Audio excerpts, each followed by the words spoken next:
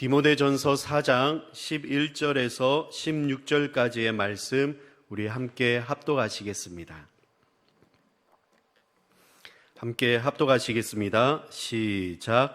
너는 이것들을 명하고 가르치라.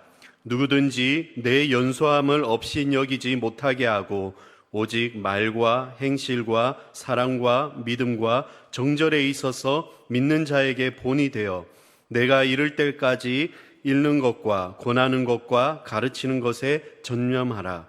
내 속에 있는 은사 곧 장로의 회에서 안수받을 때 예언을 통하여 받은 것을 가볍게 여기지 말며 이 모든 일에 전심전력하여 너의 성숙함을 모든 사람에게 나타나게 하라. 내가 내 자신과 가르침을 살펴 이 일을 계속하라. 이것을 행함으로 내 자신과 내게 듣는 자를 구원하리라. 아멘. 새벽 성가대 찬양이 있겠습니다.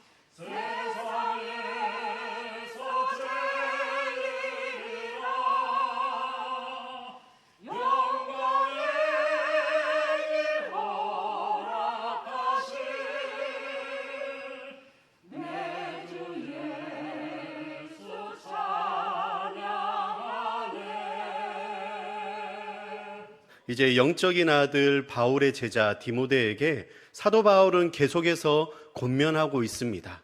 오늘은 특별히 15절에 이 모든 일에 전심전력하여 너의 성숙함을 모든 사람에게 나타나게 하라라고 하고 있습니다. 옛날 개역 한글에서는 저 성숙함을 진보함을 나타나라고 이야기를 하고 있습니다. 그 뜻은 반드시 변화를 보여야 한다.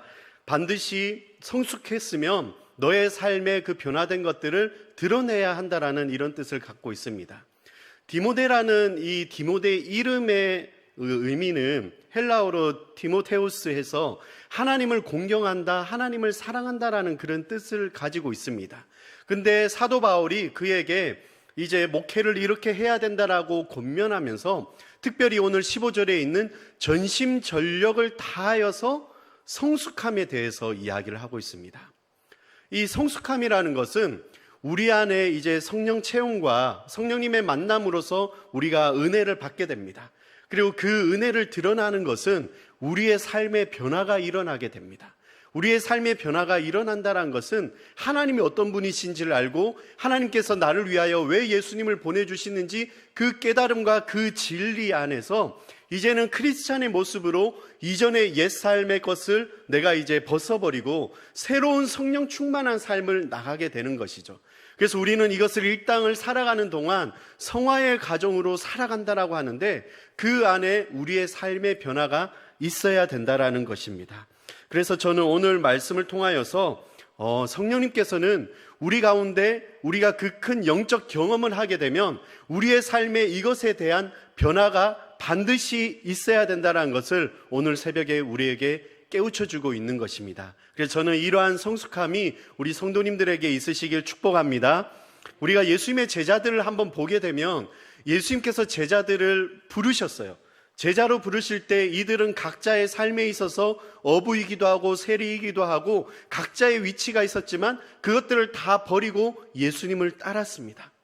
예수님을 따르는 그 삶에서도 이미 변화는 일어났지만 근데 이들의 모습을 예수님과 함께한 3년간의 공생애를 보게 되면 많은 그 모습을 보여주지만 안타까운 모습이 많았죠. 예수님께서 이제 십자가에 달려 죽으시기 직전에 제자들은 두려운 마음이 더 앞서 있었고 그들이 생각했던 왕으로 오신 그 예수님의 모습이 아니면서 뿔뿔이 흩어지면서 베드로 또한 배반하게 되고 예수님을 부인하면서 자신의 모습에 실망하면서 돌아간 것을 우리는 다 알고 있습니다. 그렇지만 이 제자들의 변화의 삶이 어디에서 일어났습니까? 바로 사도행전 2장에 있는 그 성령을 체험하는 사건을 받은 이후에 성령님께서 내주하셔서 역사하시면서 이들에게는 더 이상 이전의 제자의 모습이 아닌 담대하고 죽으면 죽으리라라는 그 믿음의 삶으로 예수님을 따라 본받는 삶으로 나아갔습니다. 저는 이러한 삶이 저와 우리 성도님들에게 있으시길 축복합니다. 환경은 끊임없이 우리들을 향하여서 어떻게 해서든 어둠의 세력은 하나님과 멀어지게 하려는 공격이 끊임없이 있게 되는 것이죠. 그러한 것을 영적인 눈이 뜨여지면서 우리가 믿음으로 극복하게 되고 또 승리하면서 이겨내시리라 축복합니다.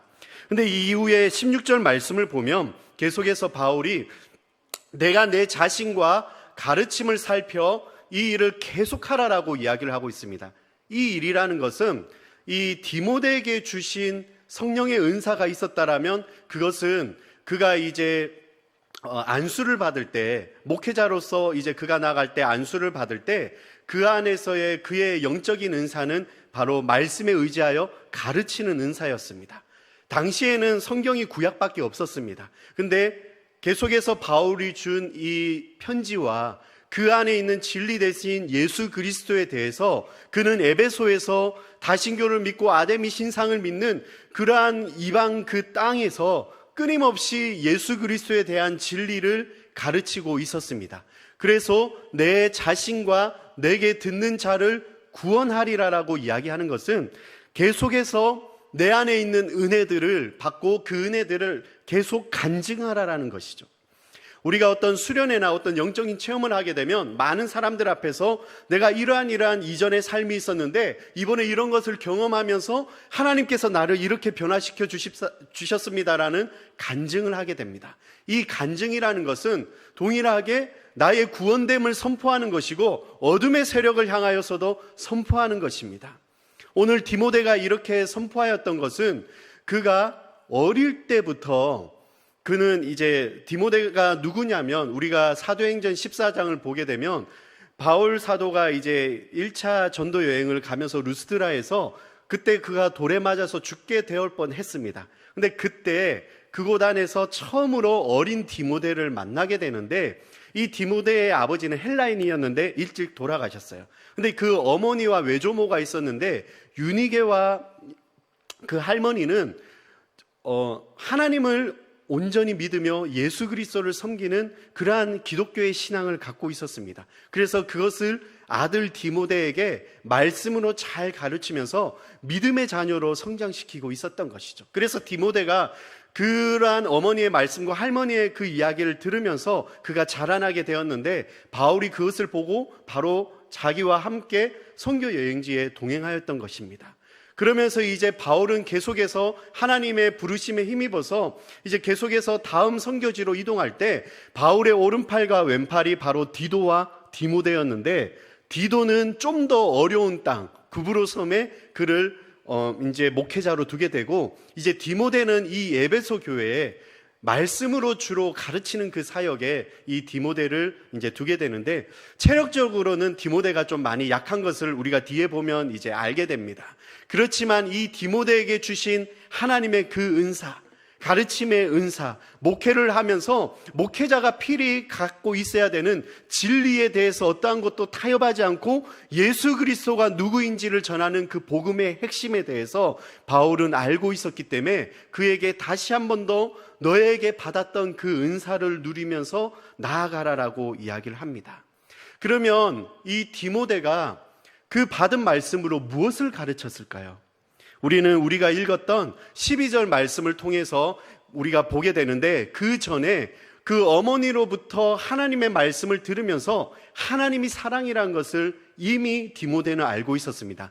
우리 요한일서 4장 16절 다시 같이 한번 읽어볼까요? 시작.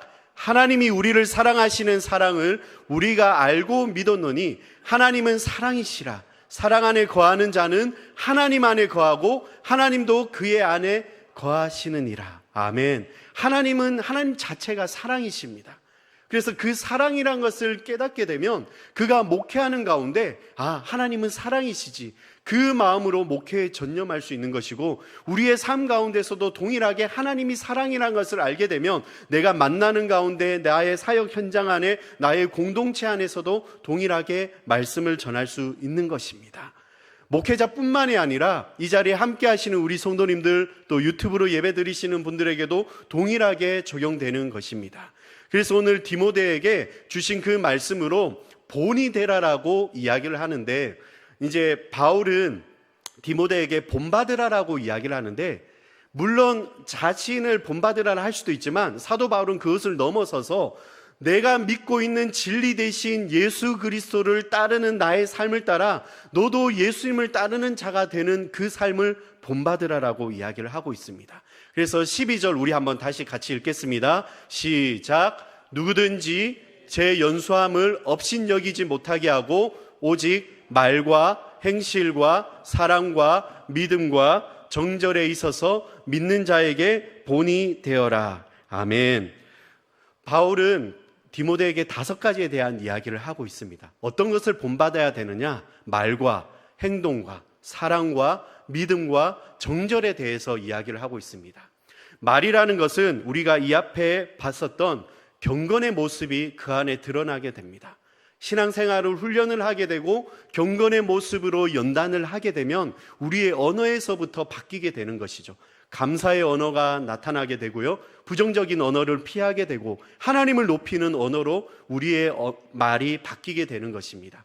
그리고 두 번째는 행실이라는 것인데, 디모데가 나이가 어린 목회자였습니다. 당시의 추정으로는 20대, 30대였지만 누구든 연소함을 없인 여기지 못하게 하라. 너가 어리지만 목회자의 건의로 이것으로 사역하라, 이런 것이 아니라 너가 어리지만 그 어린 가운데 더 본이 되는 모습을 보여라라고 이야기를 하고 있습니다. 그래서 저기에 보시는 행동에 대해서는 그의 태도에 대해서 이야기를 하는 것이죠.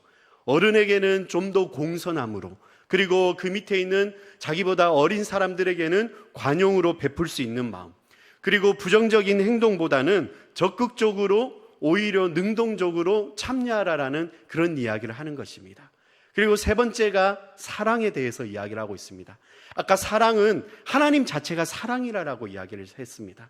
모든 일의 시작은 사랑으로, 그 과정도 사랑으로, 마치는 것도 사랑으로, 내가 속해 있는 곳에서 이 사랑을 알고 시작하게 되면 우리는 절대로 흔들리지 않는 아름다운 공동체로 나갈 수 있다는 것입니다. 그리고 네 번째로는 믿음에 대해서 이야기를 하고 있습니다. 믿음은 우리가 충성이라는 것에 대해서도 생각해 볼 수 있습니다. 구약에 있어서 모세가 하나님의 말씀에 힘입어서 그가 출애굽하던 것, 더 전에 아브라함에게 보여주셨던 약속의 그 말씀들, 그 이후에 많은 다윗과 그 믿음의 조상들에게 보여줬던 하나님의 그 약속에 있어서 그것을 놓치지 않고 끊임없이 충성된 모습으로 하나님의 신실함을 경험하는 것이죠. 그리고 마지막은 정절에 대한 부분입니다. 이것은 순절에 대한 것도 있는데, 이것은 하나님하고의 배반하지 않는, 내가 지키려는 그 나의 각오와 또 가정 안에서의 그 안에서 가정을 깨트리지 않는 바로 순수한 그 모습이 있다라는 것이죠. 오늘 이 새벽을 깨우시는 우리 성도님들에게 우리가 예수님을 따라가는 본이 되어야 되는데, 그 본이 어떠한 모습으로 믿지 않는 자들에게 보여드리고 싶습니까? 아니면 신앙적으로 조금 믿음이 연약한 자들에게 본이 되어야 된다라면 바로 저 5가지를 우리가 다시 한 번 더 마음에 새기시고 우리의 삶 가운데 변화가 일어나길 축복합니다. 말과 행실과 사랑과 믿음과 정절에 있어서 저와 우리 성도님들이 본이 되길 축복합니다. 근데 이 본이라는 것은 우리가 누구를 따라가는 거냐? 우리 한번 고린도전서 11장 1절 같이 한번 읽겠습니다. 시작. 내가 그리스도를 본받는 자가 된 것 같이 너희도 나를 본받는 자가 되라. 물론 바울은 자기를 본받는 자가 되어라라고 하지만 그 전에 예수 그리스도를 본받는 자, 오늘 하루의 삶을 시작하실 때 예수님을 닮아가는 자, 예수님의 참된 제자로서 진리를 쫓는 저와 우리 성도님들 되시길 축복합니다. 그래서 성령으로 충만하셔서 성숙함을 누리며 그 질서 안에서 하나님과의 뗄래야 뗄 수 없는 그 친밀한 교제 안에 들어가시길 축복합니다. 하나님 앞에 기도하면서 묻기도 하시고요, 또 물음 가운데 답도 얻으시고요, 말씀 가운데 읽으시면서 하나님의 음성을 또 받으시고, 그렇게 해서 하나님과의 끊임없는 대화 가운데 영적으로 성숙하시는 이 훈련, 이 연단의 시간을 계속해서 가지시길 축복합니다. 기도드리시겠습니다.